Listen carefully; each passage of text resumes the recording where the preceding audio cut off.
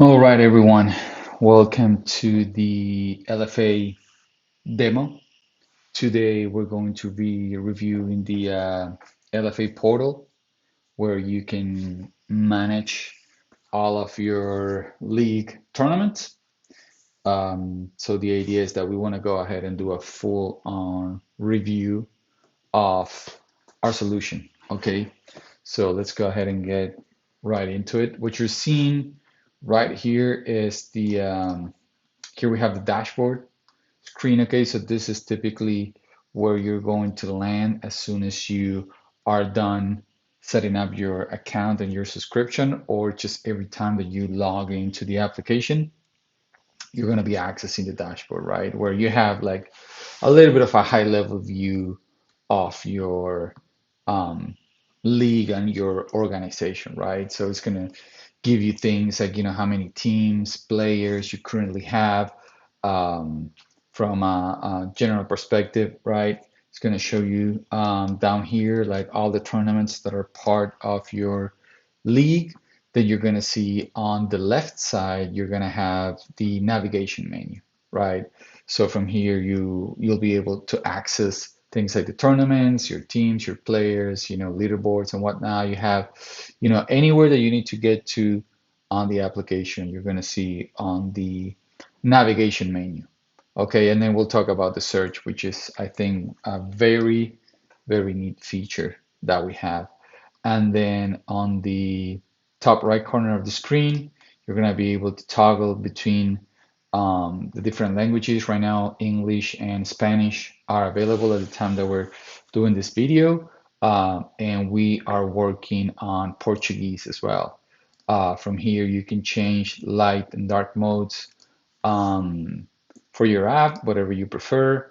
And then here you would have your profile and then an option to log out as well. Okay, so let's just jump right into what we can do, and we're gonna sort of guide you through the steps that we believe make the most sense to just go ahead and get started. Of course, you can switch around and change these steps any way you want or that you prefer. But typically, the first thing that we would do, as you can see, everything is zero. We haven't really set up anything. We just have our demo league with our demo account. And so what we would do as a first step is we would go ahead and create our first tournament, right? If you think about it like sort of like a hierarchy, um, you're going to see that you have, if you think about it, you would have like your tournaments first, and then inside your tournaments, you would have your teams, your players, and everything would start getting added inside a tournament, just the same way that the league is going to be like your top hierarchy, right? Where you're going to start adding all the tournaments and whatnot inside your league, right? So let's just go ahead and get started. You click on tournaments on the navigation menu, and then you go ahead and click on create tournament. Just like that, you get the screen to create your first tournament. So let's go ahead and call this like our demo tournament 01. Down here, we can go ahead and select or create a season, right? So if we had a season created already, it would show up here. In this case, we are creating our first season. So let's just say we'll call it, season 2025. Go ahead and get that created. As you can see from the search menu itself, you can just go ahead and get it created right there, right? Without the need of having to go to another screen, right? Then we're gonna have our genre. In this case, you have options to like anyone, male and female. Just go ahead and select anyone. And then the team size, you can also think about this as your tournament type, is sort of like the soccer, football, type of tournament that you're gonna be setting up. In this case, we're gonna go with 11v11. Down here, what you could do is you could go ahead and already create the groups for your tournament, or you can come back to this screen later and add the groups once you have added uh, the teams, right? So what we'll do, I mean, we could go ahead and add the groups and create the teams from here. So you know what? let's just go ahead and add one as an example so you can see it. If you click on add group right from this screen without going anywhere, we can go ahead and say, okay, let's create the group A. And then from here, the same thing as we did with the season, we can actually go ahead and add a couple of teams, right? So let's say we add team O1, and you can see right there, because it does not exist, we do have the option to create a team. So we can go ahead and click on create team. Team 1 has been created. I can go ahead and say, okay, I also want to create, let's say, team O2, right? Click on create. They have both been created and selected. If I click outside of the box, now I have my group A with the two teams that I have created. So we're going to leave that there. We could continue creating groups and teams. I just want to show you where you can also do that and add more teams. So for now, we're just going to leave those two in there. Um, Options for points multiplier. Essentially, what this means is that how many points the teams will be assigned if they win the game, if they draw the game, or if they lose, right? So by default, we sort of go with, what's internationally approved out there, which is, if you lose, you get 0 points. If you draw a game, you get one. And if you win, you get 3 points. But as you can see, you can modify this as you wish. So if you apply any different type of point system to your tournament, you can go ahead and edit that from here, right? Uh, Same thing with the fair play system. You can go ahead and change how you want the system to work. So, like for instance, what this means is that a yellow card, right? If a player gets a yellow card, that's going to count as a point towards the fair play system. If they get a red card, they get two. And for now, for the blue card, which is we know is not something that all tournaments might implement, but in case you do, typically the blue card works something like, a player gets a blue card and then maybe they are out on the bench for 2 minutes, 5 minutes, whatever rule you might have on your tournament. So again, you can assign however many points you want according to the yellow card, red card type of card that you're getting, right? The player is being booked with. So in this case, we're going to just say 1 point for yellow card, 3 points for red cards, and no point for blue. The automatic suspension, excuse me, which is a little bit tied to um, the fair play. What this is saying is if a player accrues X amount of yellow cards during the tournament, they get an automatic suspension of one game, right? So let's say, I go and I play round one, and in the first game, I get a yellow card. And then I go to the next game, round two, and I play and I get booked again with a yellow card. What this is saying is, okay, now you got two yellow cards on, two different games. So an automatic suspension will trigger and that player will be suspended for a game. So I would not be able to play on round three. So that's essentially, and again, you can modify this setting, or you can say, 3 games, 4 games, 5 games, whatever you're applying on your tournament. So in this case, we're going to say, okay, 3 games. Sorry, 3 bookings. So if you get 3 yellow cards in different games, when you reach that number, you're going to get an automatic suspension of one game. And then last, we have our qualifiers. So what this means is that if you enable this option, we know that there are a lot of tournaments out there that have different type of um, systems. So let's say some tournaments just play out the regular season, and then whatever team got the most points is going to be crowned champion. And there are some others where you play the regular season, but then you move on to the playoffs, and then there's some where you might play the regular season, and then the playoffs is not so much like the playoffs, but it's like this gold and silver cups to where you move to a group of teams that were at the top. So let's say, maybe you have 12 teams in two different groups, right? So, and then you say, okay, the top 4 teams on each group are going to move to a gold cup system, right? So they're going to all play against each other to see who's crowned champion. And then maybe the following four teams are going to play into a Silver Cup, and then they get different, rewards and whatnot. So this is what these options are for here. So if I say two teams go play the Gold Cup and two teams go play the Silver Cup, what this means is that the two top teams would qualify to the Gold Cup, and then the next two, sorry, would qualify for the Silver Cup, right? And then this is similar. So if you have a tournament where you do have like, teams that get promoted to a higher category, for instance, you might have, different categories. And so if you are on one of the lowest categories and let's say you win that tournament, then you get promoted to a higher category, right? So this is what that would do, right? If I say, hey, the first two teams, they go ahead and they get promoted to the higher category, but of course, from that category, you would have to bring two teams down, right? So this is what that does. And then if you set this up, what we're going to do is we're going to leave this to 0, and we're going to leave the Gold Cup and Silver Cup. We're going to say first team qualifies to Gold Cup, and then the other team qualifies to the Silver Cup.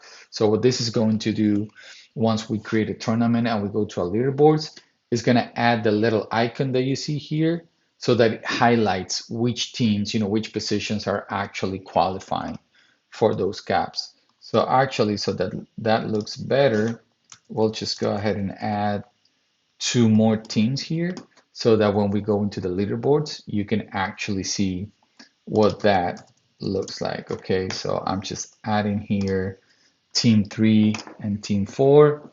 So with that, we are done setting up our first tournament. So let's go ahead and now we click on save and go back. Awesome, that was very quick. So this took us back to our tournament view, right? So we're here on our tournament view, and this is our first newly created tournament, right? We have our name here. This is the demo tournament 01 on season 2025 on a 11v11 format, and we're missing here, we have a little bit of a bug here on the demo, but here we should be looking at our genre, right, which we set up now. Actually, it's a good thing we can now see how we can look at this. If we click right here on settings, it'll take us back to the screen where which is where, and then we can confirm, this is set to anyone. We can go ahead and cancel out of here because we're not making any changes. So this is our new tournament, and then from here you have an option to go ahead and open the tournament to see the games, or you can go ahead and delete it if you wanted to. Before we get into the tournament, I want to go into the leaderboards. Again, left menu, here's where we can go everywhere. So once we get into the leaderboard screen, you're going to see up here that it's showing us the tournament that we just created. If we had more tournaments, they will show up here, and then we would be able to search for them, right? So we have our demo tournament right now. And if you look at the leaderboard screen, here's where you can see that it was created, right?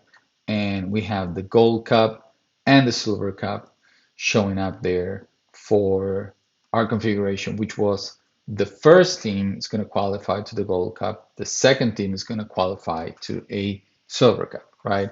And as you can see, there's actually a little bit of a bug here as well, and I'll show you how we can fix this. Again, take into account this is the demo, so we might have a bug here and there.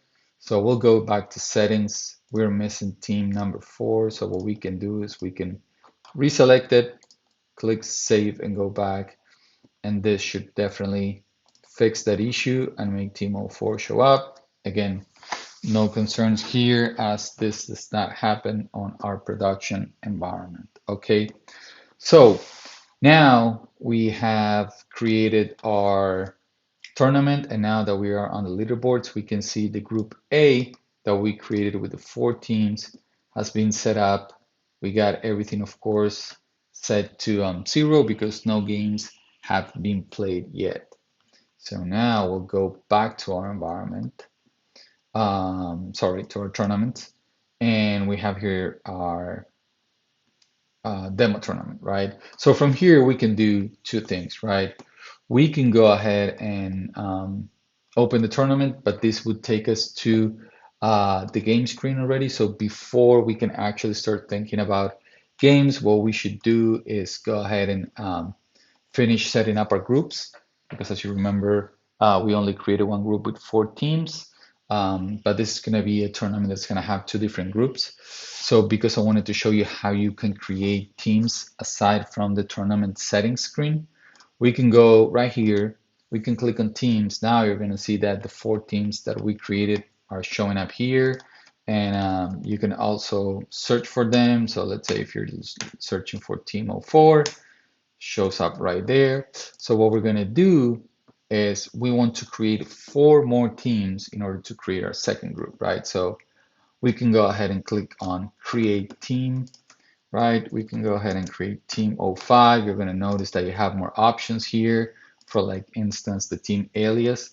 Now the team alias is not something that is visible to the player. The idea behind the team alias is we know that administrators sometimes struggle with, you have, hundreds of teams, right? Sometimes even, thousands, right? Or more than 1,000 at least. So in a lot of cases, because we're dealing with amateur leagues, is you might have teams that have the same name, right? And it's not fair really to ask the team to go ahead and change their name. Um, we do know that typically you're not going to have 2 teams. Okay, so back to the team alias. So again, we know the administrators are going to have a lot of teams with the same name. But although typically, the teams are not going to be in the same tournament, but they might be part of your league. You have a lot of tournaments, and so it is likely that teams are going to have the same name. So the idea here with the alias is to help the administrators easily identify the team. So let's say in case you have several teams with the same name, or a couple of, even if you have 2, right? When you're looking at the team using the alias, you can quickly, identify it, right? So you could say something like, team '05, tournament, well, let's say the I don't know, Chicago tournament or something. Like you might use like the location or something like that, right? And then a team picture, if you want to go ahead and add a team picture, you can go ahead and do it from this screen as well. We're just gonna keep that for the moment. So now you see we have created team '05, um, and you can see the alias right there, playing on the Chicago tournament, right? So again, it's just a little bit of a memory help for the administrator. Like especially, I mean, you can use it even if you don't have, teams that are duplicated, but they have the same name. You can use it just to quickly identify teams or whatever. But yeah, that's the idea behind the team alias, right? And a little bit like the same here. This is I think an amazing feature, which is you can pretty much search anything that you have inside your league and your organization, like anything, right? So in this case, if you're looking for a team and they both have the same name, right? The and actually, let's go ahead and why not? Let's go ahead and set up an example, right? So let's go ahead and create another team '05. Again, this is going to be on the same tournament, which is not that common, but we're going to say, team '05, and this is the team, I don't know, from the Atlanta area or whatever you want to put in there, right? So we save and go back, right? So when we go to let's go back to the dashboard, let's go back to teams, okay. So now we have team '05 Atlanta area, team '05 Chicago tournament, right? So now if we go back to our search and we say, okay, let me get team '05. Oh, wait a minute, I go to 2 teams '05s, right? But see, with the alias, you can quickly identify, where they're from. So this would be very helpful, right? And then if you click on it, it'll take you right into the team screen, which we'll look at a little bit later. So for now, we got these 2. I'm just gonna go ahead and delete the last one that we created, and let's just go ahead and continue on creating. We'll do our team '06. Right here, again, in this case, we're not gonna add a alias to this team because this is gonna be the only team '06 that we're gonna have. And no picture for now. We'll just go ahead and save that team. Let's go back to teams here. So we have um, team 1, 2, 3, 4, 5, and 6. So we are missing, we need to create then team 7 and team 8. So let's go ahead and add those as well. As you can see up here on the screen, well, now it went away, but it's taking a minute to create the teams. Again, bear with me. This is the our demo version, so this is sort of expected. You will see that the production environment is just way faster, right? But resources and whatnot on the dev. But there you go, Team '08. And now we go ahead and save. And now we have our 8 teams created. So now what we can do is we can go back into our tournament and we say, okay, now we want to add the second group, right? That we were saying at the beginning we had group A.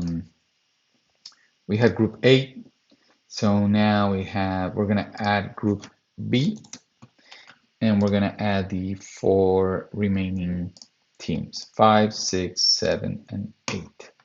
All now added in part of group B. We go to the bottom, click save and go back.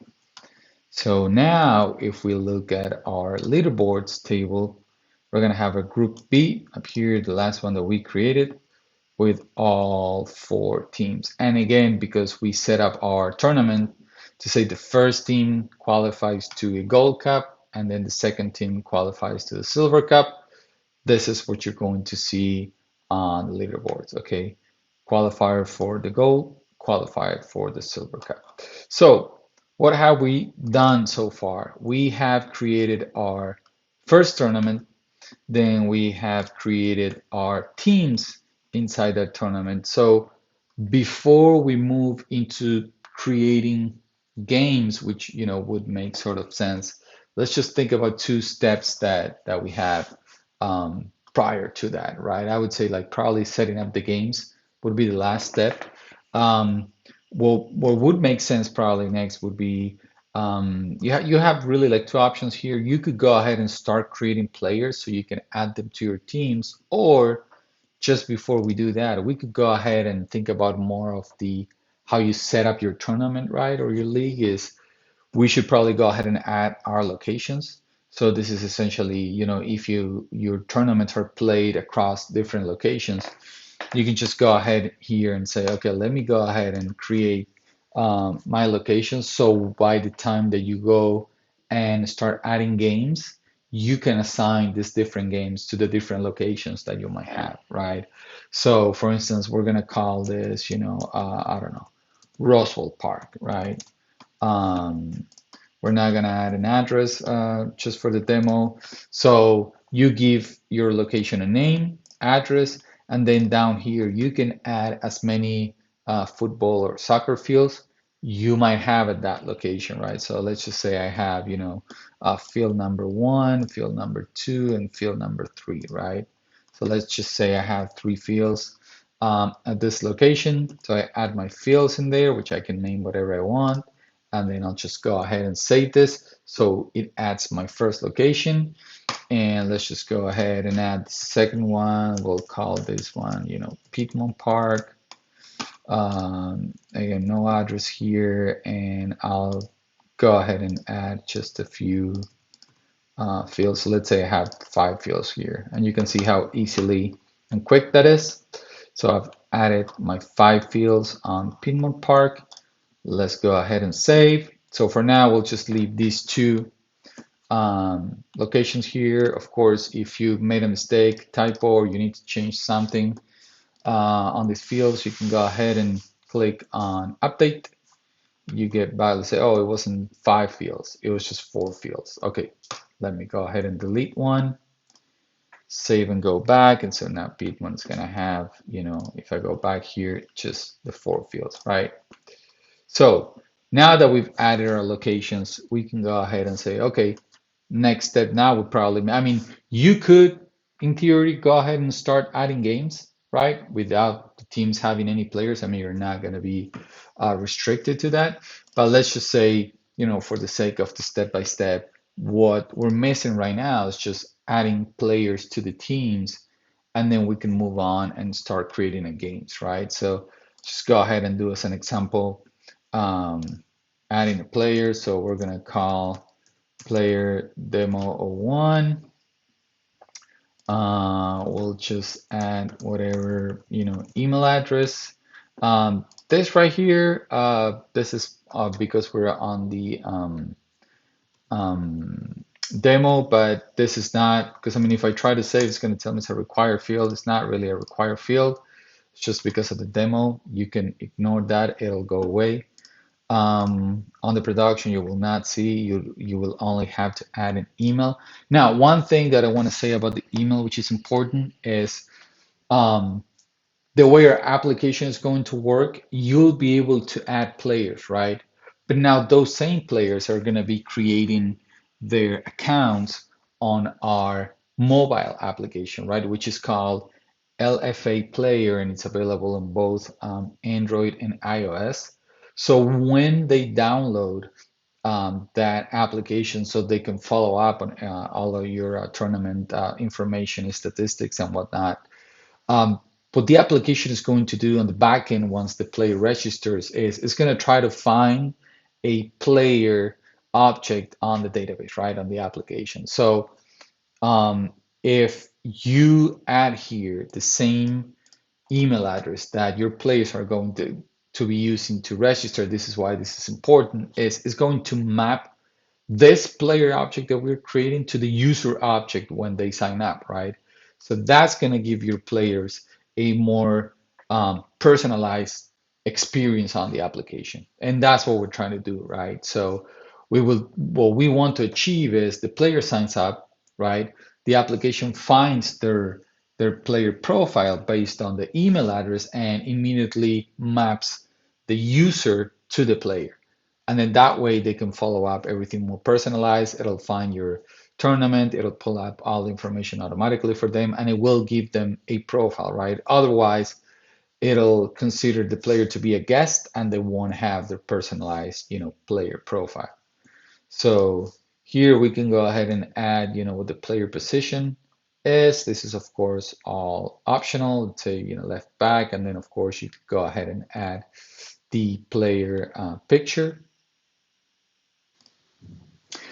And here's where I want to tell you about a really cool feature that we have on the platform, which is when you go ahead and add a player picture, our platform on the back end is going to go ahead and remove the player's background on the picture. Okay, because we know, how annoying it is to having to go in and being able to remove the background and have an aesthetic, sort of like professional look to the player's profile. So that's why we integrated and we do that automatically. So what I can do here, I can double click, you see it's uploading, and at the same time on the back end, it's actually removing this player's background. You can see, they took a picture out in the field, they got the jersey and everything. So what this helps is because at LFA we really want to give that look and feel to the player application where they do feel that they're being highlighted, that you really care about your place and that you're trying to bring them into a platform that it's going to highlight their profile where they're going to feel a little bit more professional and everything. That's why we enable this. So all you have to do is just upload the picture, right? It'll automatically remove the background. And then later on, we're going to see how this looks like on the player uh, um, on the player app. But let me just go ahead and show you right now. So we just created that player and we added the picture. So you see that right there? You see the background? It's gone, right? If we go back to settings, look at that. Beautiful. So the background is gone. And so this is what, again, on the player app, it's just going to look great. And we'll see that later on. but it's just gonna look great um, on their profile and on the when you access the team and you can see the list of players. When you go to top scorers, like everything where we have a player profile picture, it's just gonna look amazing, right? Because you don't have, background, and so even the size of the picture, I mean, you'll see it on the player application, but it's just gonna be great, right? So we have added that. We can go ahead and cancel that out, but anyway, so we have our player demo 01. We could go ahead and just add, let's just add player demo 02. Oh, by the way, I'm gonna show you this before, but you got your date of birth. So we can say, March, 1989, March 17, 1989. Okay. Again, very important to match the email to the player. This you can ignore. Let's go ahead and say this is a right midfielder. And you know what? Let's just go ahead and add another picture. We'll go ahead and add this player who's got a different jersey. So we'll go ahead and do that, and you'll see again it's uploading, and at the same time it's removing the background, and you can see it's actually very quick. We can go ahead and save our player demo 02, and again, no background. If we click on settings, you can see the background is gone. It's just beautiful, right? Okay, so let's say we have added these two players right here. It's already, of course, added them to our league because that's where we are added them from, but they're still not part of any teams. So what we can do here is if we go to teams, let's go ahead and go to team one, click on open team, and then from here we can go ahead and right here we can add our players, right? So when you click on add players, it's going to show you the players that you have already created. Or if you have not created that player yet, you can go ahead and create it from this screen right here. In this case, we already added our players. Of course, we can search for them as well. We only have two, so we don't really need that right now. But so we got player demo 01. If I click there, you can see it's added. You can add as many as you need. In this case, I just want to add one player to this team. So then we'll go ahead and click on add players, and it's gonna go ahead. You see now the player is gone because it's already part of this team. There in the background, I don't know if you can notice, but it's loading, meaning that it's adding the player to the team. And as you can see here, it's already gone. And then if we give it a couple of seconds, this screen will go away and it'll show us um, that our player has been added to our team. There you go. Again, this will not happen in the production environment, but here, right? We added our player demo 01 to our team 01, and it's right there, right? So now you see the player is part of your league and it's been added to team 01, right? And actually you can add players to more than one team if necessary. That will all show up in here. And then if needed, we can go ahead and delete the player. It's not going to delete the actual player, it's just going to delete the player. It's going to remove the player from this team. That's probably a better word for it, right? So now let's say that let's go back to Teams.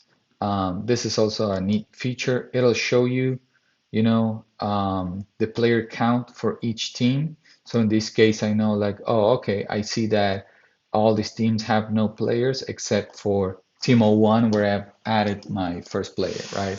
So let's say I want to add a player to Team 02, and just to show you the search, which I think is just great, I can go ahead and type in Team 02 Team O2 right there. Click on it, takes me right into Team O2. And then again, add players. See, now I can see player demo 1 is already part of Team O1. I could add it to Team O2 as well.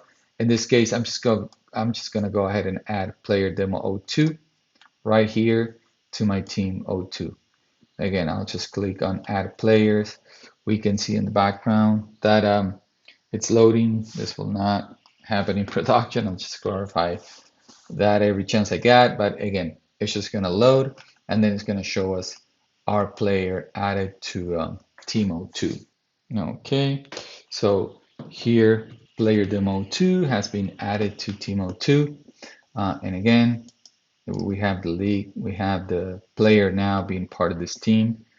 If we go to teams, then now we have team O1 has one player, team O2 has another player, right? So if we sort of recap at this time, what we've done is we have created our first tournament, then we have added teams to our tournament. We have made this team part of two different groups, Group A and Group B, where we have our four different teams with the silver and gold cup modes enabled. We have created two locations inside our league that we can assign to any tournament, and we have created our players, right? So probably what makes the most sense now from this point forward, and what's left is we have to start adding games, right? Which is the pretty much the core of any tournament, right? So when we click on tournaments and we want to go ahead and start creating games, we can go into our demo tournament O1 by clicking on open tournament, and it'll land us on our games tab. You can see up here that we have three different tabs: statistics for all tournament statistics and whatnot, games and player suspensions, which we'll be talking about here in a second. But now we're going to focus on probably what the core function is for any tournament, which is how we can create and handle our game schedule. Okay, so to continue with our journey, we've gotten to the what I would call the core functionality of the application, which is giving the administrator the flexibility and reliability that you need to create and manage your game schedule. Because at the end of the day, all your tournament statistics, your leaderboards table, your top scores tables, like pretty much everything gets its information from the games. Everything happens from the games, right? So being able to create games, manage games, update things, change things around, and all of that, it's going to happen here, right? So let's just go ahead and get started. What we'll do is we'll go ahead and add our first game. As you can see here, we have two options. We can either add a single game or we can go ahead and generate games, which this what it would do. It was pretty much generate all of the games randomly, of course, all the games for our entire tournament, right? So let's just go ahead and get on to adding a single game first, and then we'll go ahead and look at our automatic game generation. So click on add game, you get the add game screen. First thing that you would do is choose whether this is a game from group A or group B. This is what's going to determine, which leaderboards table gets updated, right? So in our case, let's just go ahead and say that we're creating a game from group A. The game round, of course, we don't have any rounds created yet. There's a default called games, but we'll go ahead and say, no, this is a game from our round one. So we can go ahead and type that in, and it allows us to create our first round. Home team, because we've chosen group A, it's going to give us the option on the first uh, teams that we had, because these are teams that are part of group A. So let's go ahead and add team one is playing team four, right? So home team, away team. The date here, we can go ahead and choose our date. So let's say they're going to be playing on a Saturday, and they'll be playing at, yeah, let's say 4:45 p.m., right? This is a very cool option here, is we can hide the time for now. What this means is that the players on the player application will not see the time. And the reason for this being is we know that a lot of times maybe the date has been set, but you don't yet know what time exactly the games are going to be played for, but you do want to go ahead and publish the game schedule to your players, so you can go ahead and just add dates as a placeholder and just, hide the time so they don't actually see if you haven't defined that yet, right? Um, so for now, we're not gonna enable that, but because we do have a time set for this game. Location and field, again, because we actually went ahead and added our locations and our fields that we see this. Otherwise, we would have to create it from here. But in this case, we have our Pittman Park with 4 fields, and then we have a Roswell Park with 3 fields, right? So we'll go ahead and say, okay, this is going to be played at Pittman Park, field 3. And the game type, this is quite interesting, is because here's where you, depending on what you choose, you're going to either update certain statistics or you're not, right? So, for instance, if you say, this is a friendly game, then no statistics are going to be updated at all, right? Because typically friendly games, do not have any statistics, right? That are part of your tournament.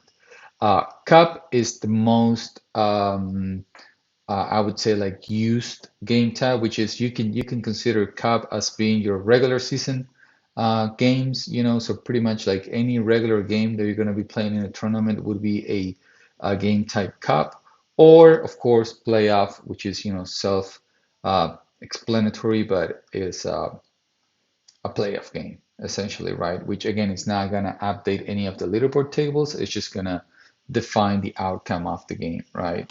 So in this case, we're just gonna say that this is a cup game.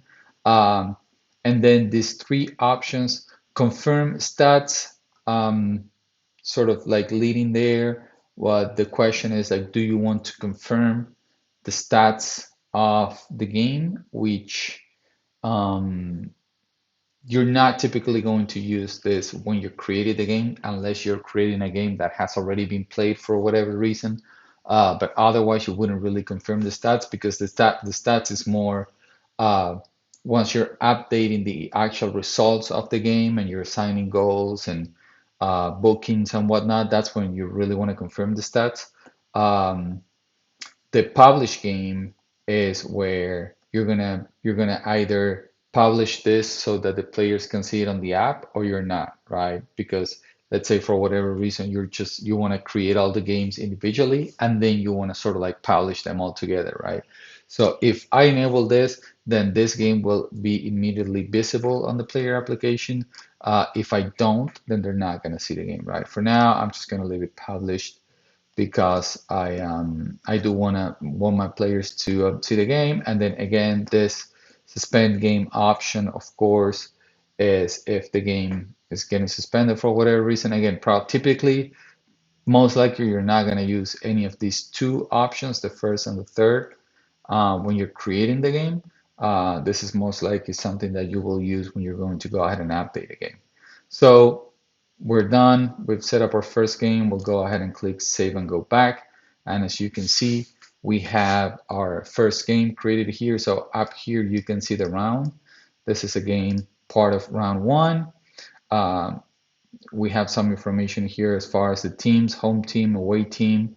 We have our date and time, and then we have our location. And then here is telling us that the game has been published. So you can see here we have game we have 1 game that is published. If I would actually go ahead and go back to settings and unpublish my game, then my game is going to go into draft mode. And up here it's going to tell us, hey, you have 1 game, but it's in draft mode, meaning it has not been published to your players, right? So let's just go ahead and publish the game.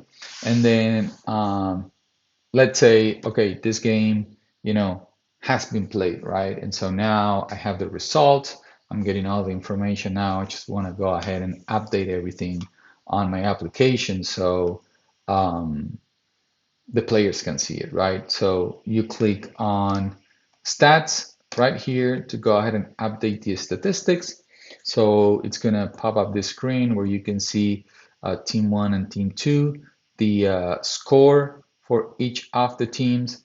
And then if we start walking through the different options, the first one that you see here, unassigned goals, this means that you're going to assign goals to the team, but not to a specific player. So this I would say this is typically used when a game has been suspended for whatever reason, or let's say the most typical use case for this is one of the teams did not show up that day, right, to play the game for whatever reason. And typically the rule is if a team doesn't show up, the other team wins by 2 goals or 3 goals, right? Whatever you have set up on your organization. So what would happen here is we would say, oh, you know what? So this team, sorry about that, team O1 has won by 3 goals. Because you're not really assigning the goals to any player, you can assign the goals to the team, right? Um, in this case, we're going to say, okay, you know what? Actually, the team, okay, sorry, before I get ahead of myself. So that's the unassigned goals. We have then the penalties, which, sort of like self-explanatory too. If the game, let's say, was a playoff games and it was decided by penalty kicks, then you have the option here for penalties, and then you can assign, whatever penalties each team had, and then this would show on the game results in a smaller font between brackets, and we'll see that later. Um, then we're going to have our list of players. In this case, we only have one player on team O1. So we have our player demo O1. And the different options that we have is we can assign a jersey number. So let's say, this was player number 10. So this would relate really back to whatever jersey that we're using that day.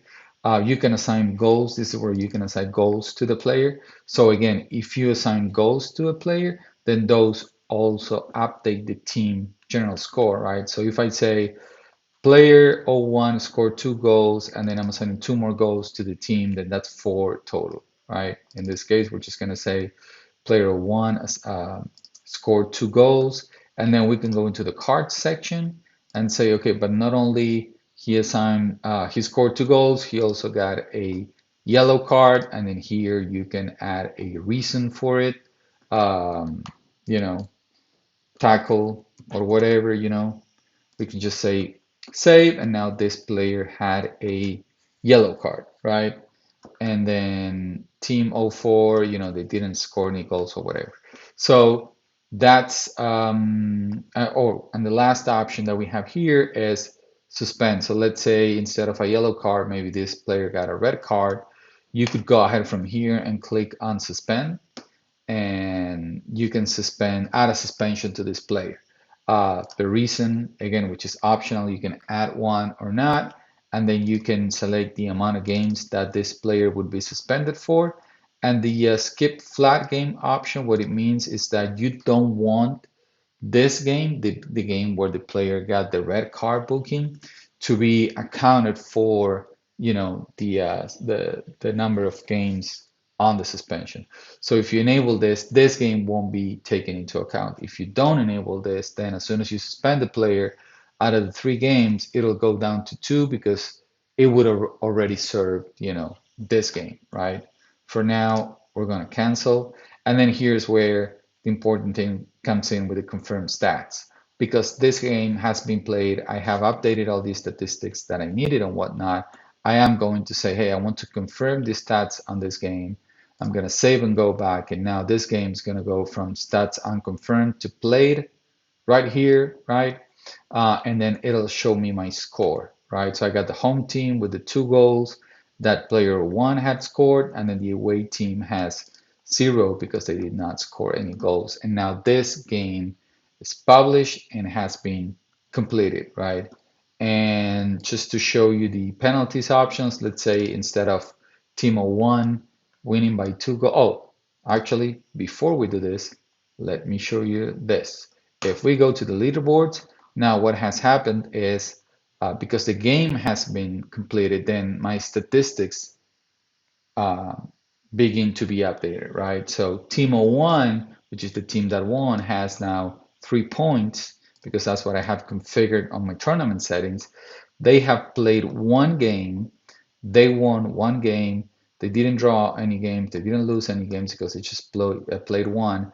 they have 2 goals in favor, and then they have 0 goals against, right? So because they scored two and they did not score any goals against them, they have a goals difference of +2 and an efficiency of 100 because they played one game and they won, right? Now, on the contrary, Team O 4 has 0 points because they lost the game, so they played one and they lost one, as you can see up here, lost one game. They didn't score any goals. 2 goals were scored against them, so their goals difference is -2, and then their efficiency is 0 because they played one game and they lost that game, right? So just wanted to show you real quick what the leaderboards will look like once the game has been completed. Now we go back into a tournament, and what I wanted to show you was how the penalties look like. So we'll go ahead and edit this game, and we're gonna say instead of team one winning 2-0, the game actually was tied 2-2, but then team one game on penalties, let's just say 5-4, right?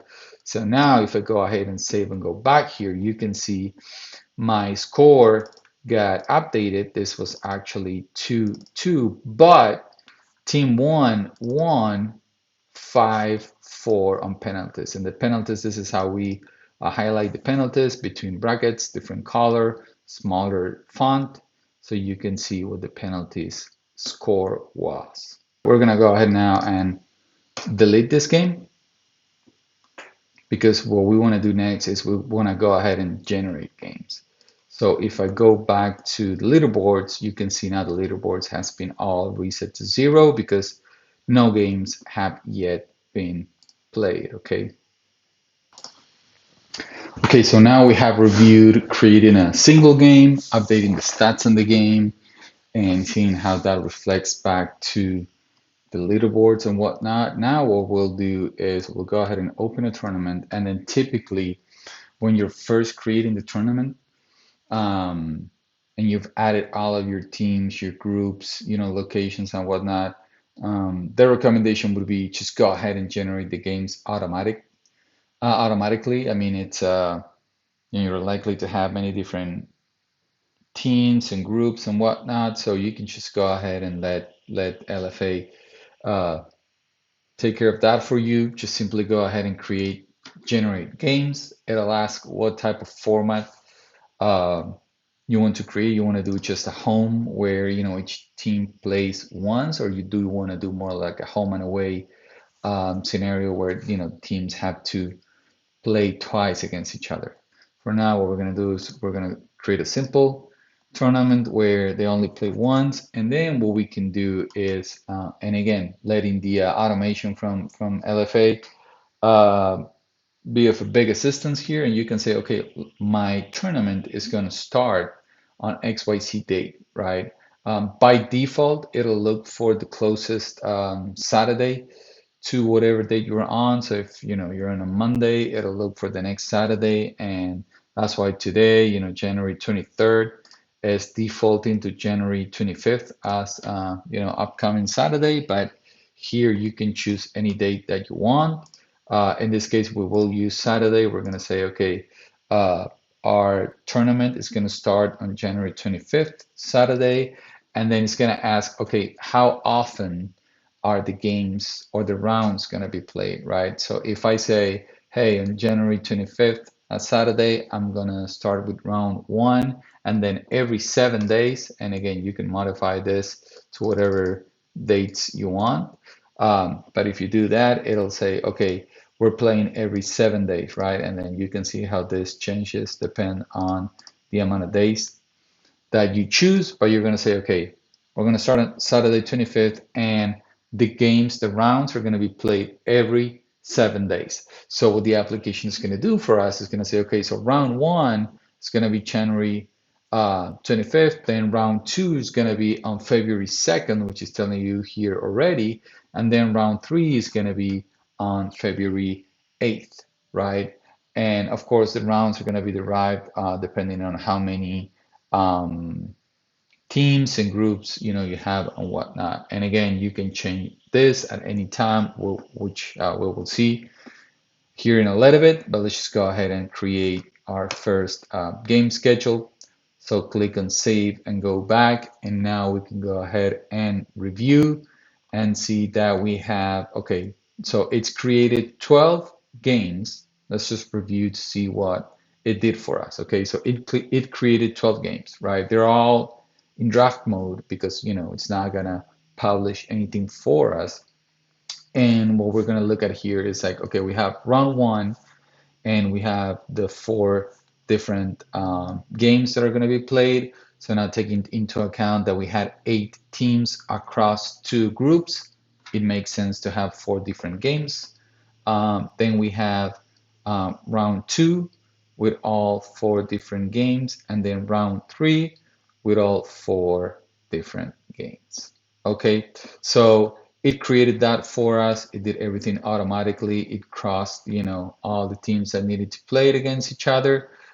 We do have our date there, 25th for the first round, February 2nd for the second round, and then February 8th for the third round. But if you want to look at this, and of course, it just picks a random um, time, which we can change and hide at any time. So now let's say, we've created all of our games. This happened, automatically. Um, but let's say now you want to do some tweaks, right? Like there may be some games that you need to change around, even maybe some rounds.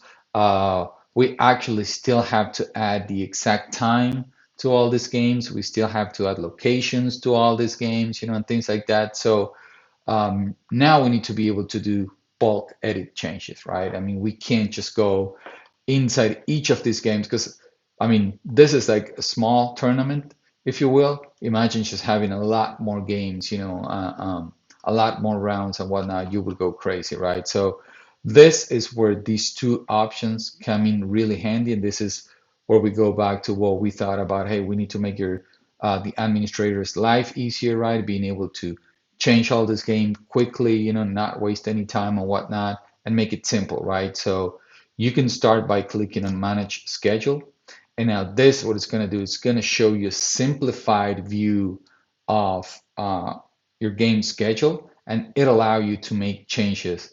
You can make global changes to all the games, and then you can make individual changes to the games but from this screen, which makes it really easy, right? Now you can see it's telling us, okay, you have 3 rounds and 12 games, right? And then from here, we can start making a lot of changes, right? So just to give you an example, let's say that, we made a mistake and it was not supposed to start on January 25th. It was the other weekend. So what we could do is we could go ahead and click on change dates and say, you know what? I need to move everything 7 days because I made a mistake and I'm not started. Or let's say maybe you didn't make a mistake, but something happened that, let's say rain or something came in and it canceled the tournament, start date that was set for the 25th, and it has to start on February 2nd, right? 7 days later.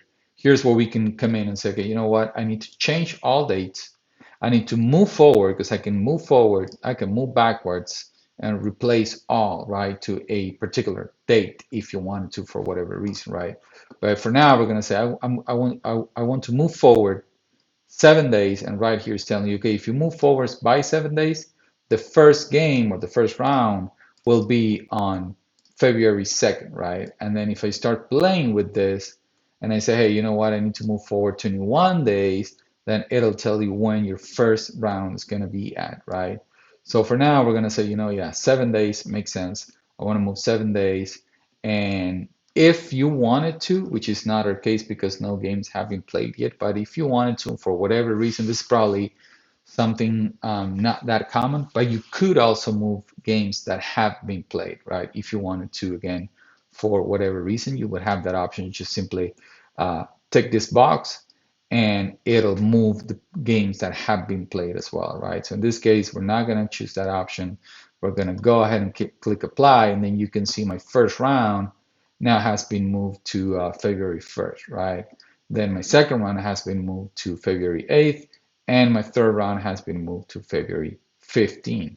So if I go and say save and go back, now you can see February 1st, February 8th, and February 15th. All of my games dates have been changed, right? So let's go back into manage schedule. I fixed that. Now what I have to do is I have to go ahead and say, okay, when, once that has been decided, it's like, okay, where are these games going to be played at, right? So the first two are going to be played at Pittman Park, and the other two are going to be played at Roswell Park, right? So took care of that. My date is already set, and then also from here I can go ahead and set my time. Say, okay, they're going to be played at 11. This is going to be played at 4.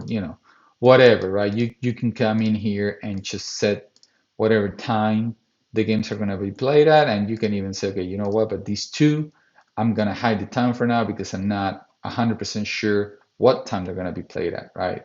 So we did that so let's say our round one is complete, right? We made all the changes. We added the time to the ones that we knew when they're going to be played. We're hiding the times on the two that we're still deciding for whatever reason. We can go down here, click save and go back, and now boom, we got Piedmont Park, these two games, and then these two games on Roswell Park. And if you were paying attention, you might have noticed that it's going to order the games by time, right? From the earliest to the latest, right? So we have 11:05, 1:35, and these two we're hiding the time. But if we go in, you have 1:35, then we have 2:55 p.m. and the last one, which I think it was at 7:05 p.m. So if I actually go in here and say, you know what, I want to show the time now, you're going to see 2:55 p.m. and then we're going to show the time here and we're going to see 7:05 p.m. So you see their order from the earliest to the latest game, right? So we could, again, continue to move down and keep on adding, locations and times to all of our games, hiding when necessary, and things like that. So you can see it's very easy to just set up, and this is like honestly the heavy lifting, right? When you're setting up your tournament for the first time, creating all the games, the next thing would just be to start, editing the games, right? Confirming the stats and whatnot. But you can see here, so you start going down and you can start seeing all the games, the locations, which ones actually have the time hidden and it's not showing us the time, and whatnot. Again, locations, things like that. So now let's say, okay, everything looks good from my perspective. I set up my games. I want to go ahead and just publish this. What you can do on a per round basis, and we're at the time that we're actually doing this video, we're actually developing an option to be able to choose all games. But for now, you can do it per round. You can select all of them, come in here and say, hey, I want to publish all these games, right? You can do publish, you can confirm stats, you can suspend or unsuspend games, or even delete the whole round if you wanted to, right? What we're doing right now is we want to go ahead and publish these games. You can see how everything starts to get updated, which I think that was it's a good moment to actually bring this up and let you guys know that we have what we use in the backend is a Google Firebase real-time database. So you will actually see, and then we'll do a separate video and we'll leave the link to that video here, where you can see everything that we're doing here. It's automatically real-time updated to the player application. So let's say that you just had a player that was looking at the schedule, right? And they were waiting for the games to be published, or they just happened to go in just to see if the games were published. When I did this and I said publish games, and you could see how it was going from draft to published, at the same time on the player's application, they would see the games pop up. You don't need to refresh. You don't need to get out of the application or the screen and go back so it refreshes. You don't need to do anything like that. Your players would see everything real time as you're updating the games or anything else really from the application that is visible to the players. They would see that in real time. And even to add to that, which I cannot demonstrate right now because I'm just capturing my tab here, but if you have two, three, or more admins working on a tournament at the same time, they would also see everything being updated in real time. So by the time I was publishing these changes and the games were changing into published, they would actually see that on their tab real time at the same time. And we'll go ahead and do a demonstration on a different video on that. But just to let you know, that really cool feature. So anyways, now we have published all of our round one. We can go ahead and again publish. You'll see how it gets updated here or for a round two, and we'll go ahead and do the same for round three. Everything has been published, right? So that's just to show you the bulk changes that you can do from up here.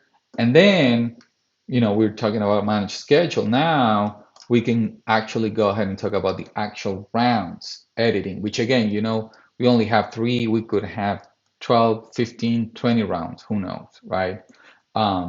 Just some of the options that you have here, also taking into account that, let's say you generated the games automatically, you have all your games scheduled, but you, for some reason, let's say for some reason, you would like, when you look at it, you said, you know what, I think that round three would be way better if that was round one, right? For whatever reason. So you have this option, right? You can come in here, take a look at all of your rounds and switch them, right? Switch the order of your rounds, right? So you can say, okay, you know what? Round one is now going to be round two, or it's going to be in that order, right? And then I can, let's say, just add like full names if you wanted to, right? Because the application automatically will add the round three. Oh, sorry, this would be round two, and this would be round three. Okay, so one, two, and three. We can save and go back. And so what we did is we changed the order. Round one, which was round two, came up here, and we changed the name. Round one, round two, and round three. We changed the name, and we also switched the order, right? And if you want, we can do a quick demo of this, and let's say, okay, we're gonna make round one be the only one that has all the times hidden. And now we're going to say, you know what? Round one is actually in the position of round two, right? We can go ahead and save and go back. Now you see round two is at the top. Round one, which had all the times hidden, is on the position of round two, right? So just to let you know that you have that flexibility. If you needed to, you can go in and rename them, move them around, whatever you want. Again, for anything unexpected that you might need to do, right?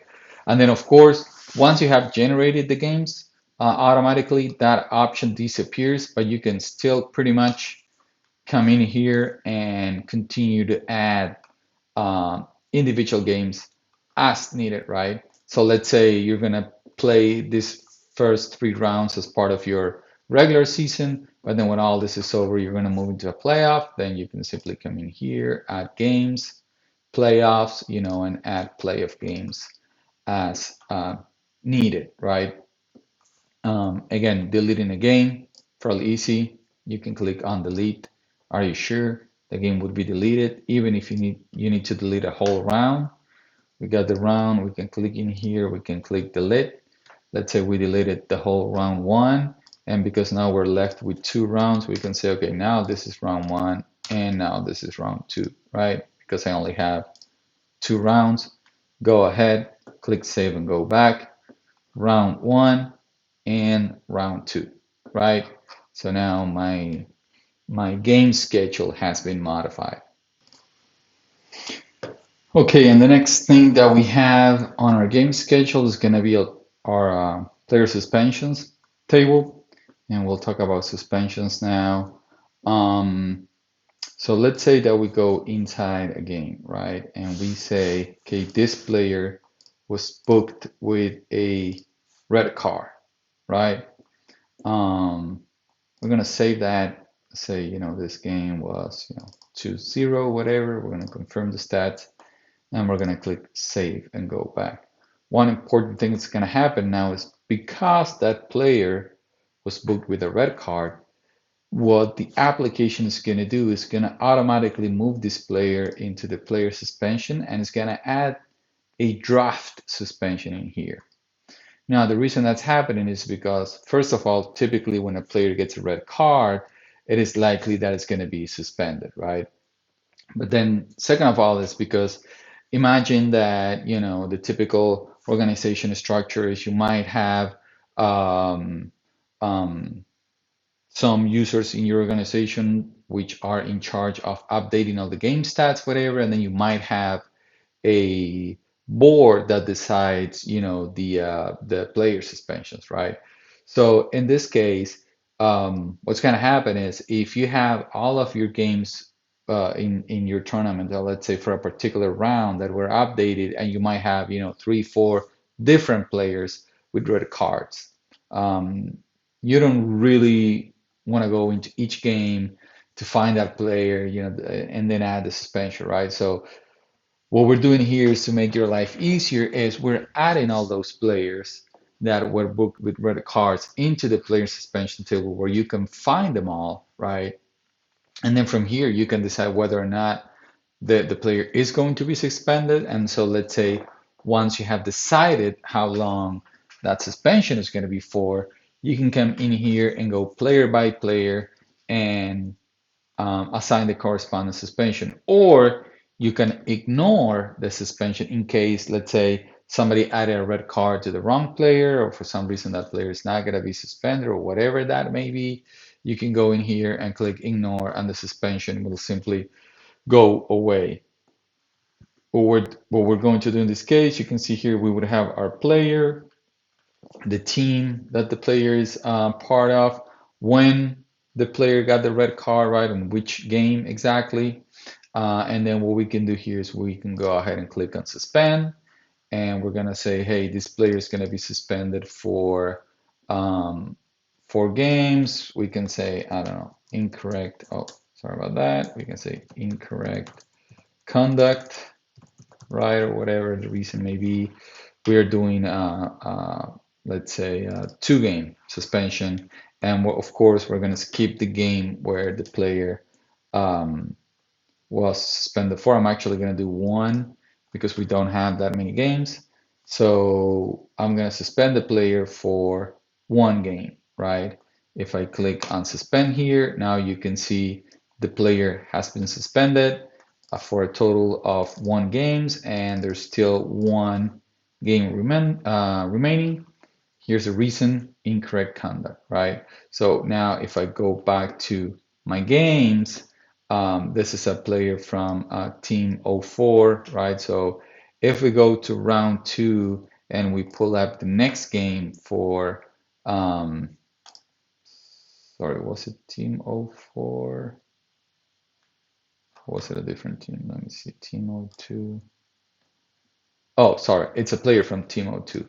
So we go in here, Team '02, and we pull up the game. We can see the player is suspended, right? And there's 0 left game. So meaning this is the last game where the player has been suspended for, right? So if we were to go ahead and update the statistics on this game and then confirm, this will make this game played. And then if we go back to our suspension, then you can see that the player has 0 remaining. So it served the suspension. And now you can see this is grayed out, meaning that the suspension has been completed. And the player, they were seeing you would go into the player app and see the suspension. Well, now the suspension is going to be gone, right? Because it has been completed. Okay, so that's what we're doing to make life easier. You can also do, let's say, if you are updating a game and at the same time you would like to just get the player suspended right away, you can go in here and say, okay, this player has been booked with a red card, and because it's been booked for a red card, I'm going to suspend this player for a game, right? Hit suspend here, confirm the stats on this game, save and go back. And now if you look at the player suspension table, you actually have two published. It's not a draft because we already suspended the player from that game, right? So we have on the table here the player that has been suspended. If we go back to the games, that was Team O1. If we go on Team O1 here, again, the player is showing as suspended. So that gives you a lot of flexibility and control over the suspended players, but as well as the management from the perspective of, again, maybe somebody else updated the game stats, added the red card, but there's no decision on, how many games the player is going to be suspended for or whatever. It'll show up right on the player suspension as a draft, and then you can go ahead and suspend the player from there. Um, I guess, but last but not least, we have our users tab over here that you might have seen. And then from here, what we can do is we can go ahead and add more admins. So let's say, I want to add admin O2, right? Because you're going to have, you might have several um, users in your organization. Gmail.com, whatever, right? And then you can add a password for that admin, hit save and go back. And now what you're doing is you have added another admin to your organization. If you share the email and password that you created, then they will be able to log into the LFA portal and help you manage your tournament. Okay, so that is going to conclude our demo today. Please do expect more to come, not only on this demo video, but as we mentioned as well, we are going to go ahead and add videos that show the real-time performance of the database, and we're going to show you how the um, portal or the web administration actually interacts with the player application in real time. I will do some very specific um, examples for that. Today, we really wanted to focus on the overall operation of the LFA portal. We appreciate you for watching and hopefully you can't wait now to join us. So thank you very much, and we'll be talking soon.